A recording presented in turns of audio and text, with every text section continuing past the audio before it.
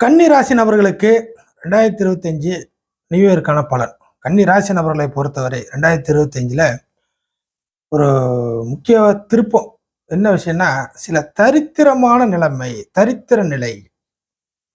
புரியுதுங்களா? என்னன்னே கண்டுபிடிக்க முடியாத, ஏன் நடக்குது? எதுக்கு நடக்குது? என்ன கண்டிஷன்? குடும்ப விஷயத்துலயும் சரிதான். தொழிலு, வேலை, சம்பாத்தியம், பண சேமிப்பு, பாக்கெட்ல பணம் தங்குறது, பொருள் தங்குவது, தங்க நகை, கோல்டு இது மாரி விஷயங்கள்ல தங்குறது. இன்னும் நிறைய விஷயங்கள் இருக்கு. உடல் ஆரோக்கிய அமைப்புகள். இந்த மாரி எல்லா விஷயத்தையும் பார்த்தீங்கன்னா, அன்றாட வாழ்க்கை முறைகள்ல சில தரித்திர சூழ்நிலையை சந்திச்சுட்டு இருக்கீங்க இல்லையா? அந்த தரித்திரமான சூழ்நிலையை கொஞ்சம் விலக்கி வைக்க முடியும் அப்படிங்கிற ஒரு ஆண்டா 2025 பிறக்க போகுது. நிச்சயமா முடியும். தரித்திரம் இல்லாத சில சூழ்நிலைகள் அப்படிங்கிறத பார்க்க முடியும். அதற்கு அடுத்ததாக இன்னும் சில விஷயங்கள். இந்த வருடத்தை பொறுத்தவரை நீங்கள் உயிர், உயிரற்ற அப்படிங்கிற 2 விஷயத்த பிரிச்சுக்கணும்.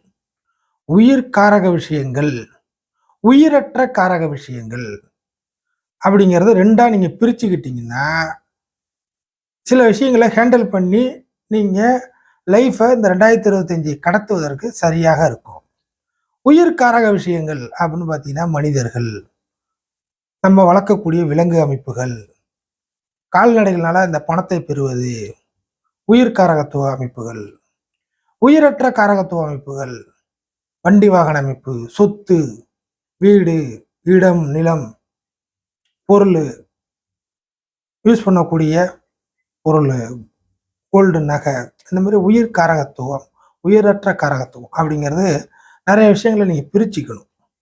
இப்ப இந்த மாரி விஷயத்த பிரிச்சுக்கிறதுனால என்ன கிடைக்கும் அப்படின்னு கேட்டீங்கன்னா, உயிர் காரகத்துவ விஷயங்கள் உங்களுக்கு 2025 பொறுத்தவரை குளறுபடியாக அமைய வாய்ப்பு இருக்கு.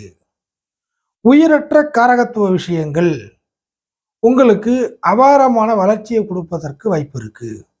அப்படிங்கிறது கன்னிராசி நபர்களை பொறுத்தவரை ஒரு பொதுவான ஒரு பலனாவே தெளிவா சொல்லிடலாம்.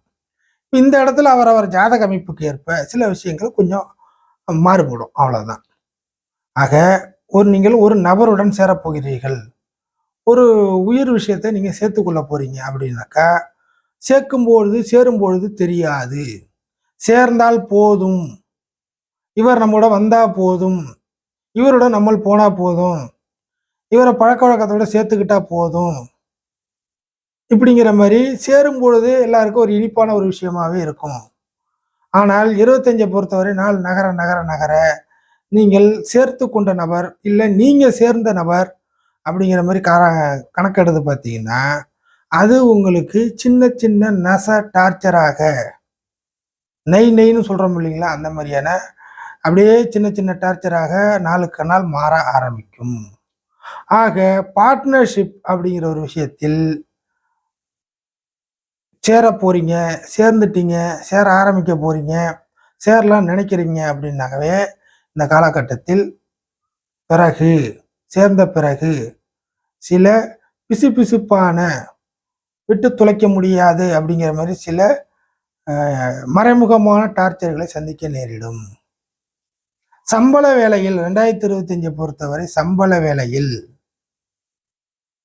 பெருசாக ஆசைப்பட்டு இருப்பதை இழந்துவிடக் கூடாது. புரியுதுங்களா? சம்பள வேலை அமைப்புகள்ல 25 பொறுத்தவரை பெரிதாக ஆசைப்பட்டு இருப்பது போச்சு அப்படிங்கிற மாதிரியான சூழ்நிலைக்கு தள்ளப்படுவீர்கள். கவனம். உங்களுக்கு 4 பேரு, 40 பேரு பழக்கவழக்கங்கள் இதற்கு முன்னாடி எப்படி வேண்டுமானாலும் இருக்கலாம். இதன் பிற்பாடு பழக்கவழக்க அமைப்புகள் 2025ல இருந்து அந்த அளவுக்கு ஒரு மகிழ்ச்சியாக இருக்காது. பழக்கவழக்கங்கள். குறிப்பாக தூர இடத்தை சார்ந்த பழக்கவழக்கங்கள். குறிப்பாக ஃபோன் கான்டாக்ட்ல ஏற்படக்கூடிய பழக்கவழக்கங்கள். குறிப்பாக நீங்க நட்பு ரீதியான பழக்கவழக்கங்கள். இது எல்லாமே வந்து பார்த்தீங்கன்னாக்கா, கொஞ்சம் கொஞ்சமா டிராபேக்கா மாறும். அப்போ என்ன செய்யணும்? என்ன செய்யக்கூடாது அப்படின்னு பார்த்தீங்கன்னாக்கா, நீங்கள் ஆரம்பத்திலேயே சில விஷயத்த இந்த மாதிரியான பழக்கவழக்கத்தின் அடிப்படையில ஏதாச்சும் இழந்துட்டீங்கன்னா, அத திரும்ப வாங்கிக்கலாம்னு நெனச்சீங்கன்னா வராது. பழக்கவழக்கமே கட் ஆகும்போது, அப்ப நீங்க குடுத்தது எப்படி வரும்? அப்படிங்கிறத யோசிக்கணும். புரியுதுங்களா? அப்போ ஆழம் தெரியாமல் விவரம் தெரியாமல் எதிலையும் இறங்கக்கூடாது. இதெல்லாம் 25க்கு இம்பார்ட்டண்ட்டான பலன்கள்.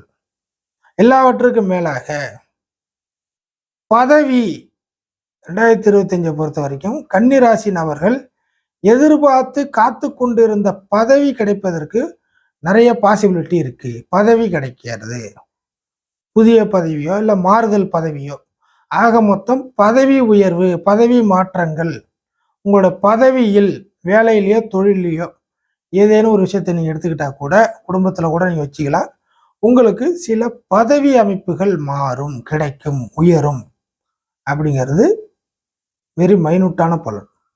இப்போ கன்னிராசி நபர்கள் 25 பொறுத்தவரை செலவு விஷயத்தில் கடன் வாங்கி செலவு பண்ணுறீங்களோ, இருக்கிற காசு செலவு பண்ணுறீங்களோ, செலவு விஷயத்தில் பெரிய அளவில் போய் மாட்டிக்கக்கூடாது. பெரிய செலவு பண்ணி சமாளித்து வெளில வந்துடலாம், பெருசாக பண்ணலாம் அப்படிங்கும்போது செலவு விஷயத்தில் பெருசு, அதிகம், கூடுதல், இதை வச்சு அது அப்படிங்கிற மாதிரி பெருசு அப்படின்னு செலவு விஷயத்தை பெருக்கி கொள்ளக்கூடாது.